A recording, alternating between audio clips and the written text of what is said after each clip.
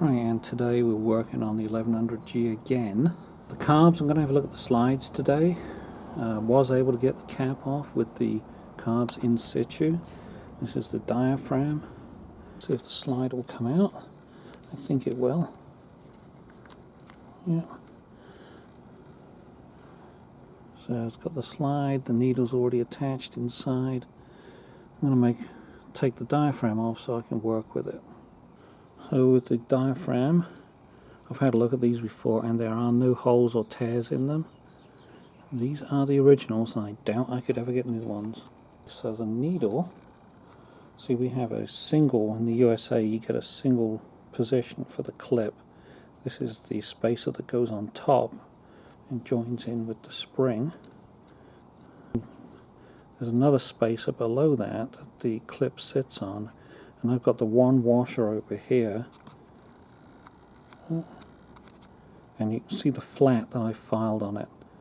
That's because inside of here, way down the bottom, it's not going to show very well, but there's a little ridge in that central hole that will stop this washer from sitting flat. That's why I put a flat on it. I line the flat up with the ridge and it all sits nice and flat. Inside the carburetor is the plastic slide body, and this set of carbs has had the Teflon liner included on top of that.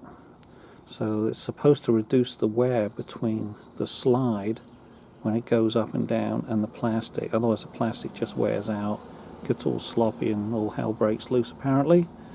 So I had that done many years ago. I'm going to check the clearance, if I can, between the little ears on the slide and the gap that's in there. It may not show up that well from this angle, but I've got some feeler gauges in here. And right now that is a tight sliding fit. And I'm going to check out the gauges. I've got 5 thou in there. So that's actually a pretty tight fit. Okay, a little bit more about how these vacuums work. There's this lower chamber here that's beneath the diaphragm. This hole right here is connected to a big slot on the inside of the carburetor, right in the bell mouth. So air is allowed to enter here, and it just sort of puts some regular air pressure, outside air pressure, underneath the slide. So under the bottom of the slide, underneath the diaphragm that fits in here, you get regular air pressure. Now, the slide, it's easier this way, has 2 holes, these outside holes, the needle's in the middle one. So these 2 outside holes communicate air from the top cap above the diaphragm to the venturi, the narrow part of the carburetor where the air velocity is high. So as soon as you start opening the throttle, the velocity goes up and it drops the pressure above this, and the vacuum lifts it. So the vacuum is going to lift it. Now what's happening, what I noticed in the previous videos, is that these are bouncing up and down very, very rapidly, and I have a thought that the needle that's in the bottom here is actually working like a pump to keep the fuel out of the main jet and flowing into the carburetor. That's my theory. So I want to try and smooth that down, which is why I want to try to plug one of these holes. Just put some RTV in there so it's reversible and plug it. I'm going to do that to each of these and see what happens. Yeah, it may not show up that well, but this is the hole I filled on that side. This one I'm leaving open so the air can communicate. And when you look on the inside, you can't tell, well, you can't see through the hole anymore. So one is open, the other's blocked. So this is actually going to take a while to dry and cure, so I'm going to leave it for at least 24 hours. It's meant to rain tomorrow, so we'll see. And I'm working outside at the moment, so it may get 2 days of rest. But I'm going to reassemble everything, put it back in, and then we're going to do exactly the same for the other 3. I am finding that these needles have a very fine ridge on them. It's a varnish ridge from the fuel.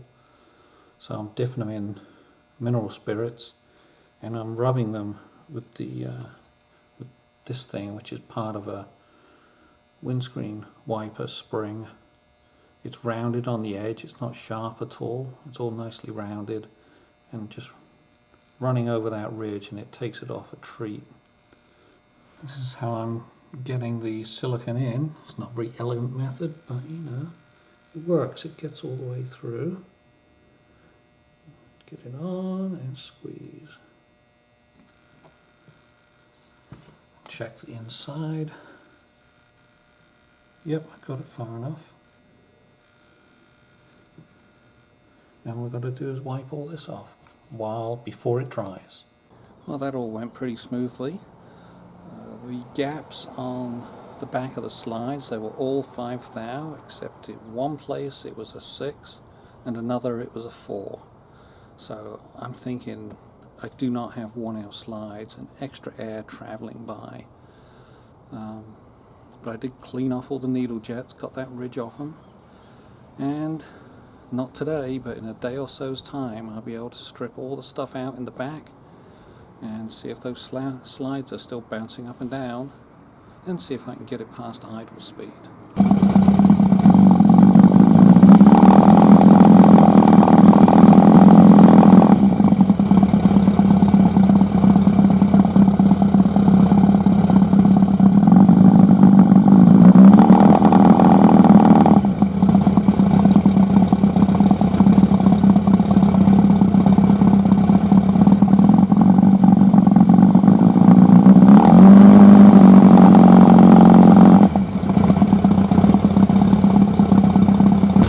Well, I will have to look at the video to see what was going on, but it does seem to be revving and holding at like 3000 RPM today. So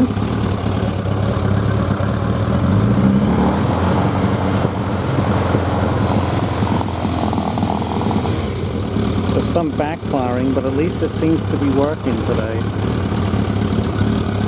I think it's time to bolt it all back together and see if I can drive it. Well, I thought I had it all figured out, but no, I don't. I fixed a couple of little things maybe during the last run through the carbs, but nothing worked. I got the same problem. It will idle. I cannot get through the lower rev range without using the choke, and then I have to use wide open throttle after the choke, and it will finally pick up and go, and I can close the choke. And of course now I'm leaping like crazy, but it seems to be that needle part of the throttle opening just isn't working, and I really don't know how to fix that.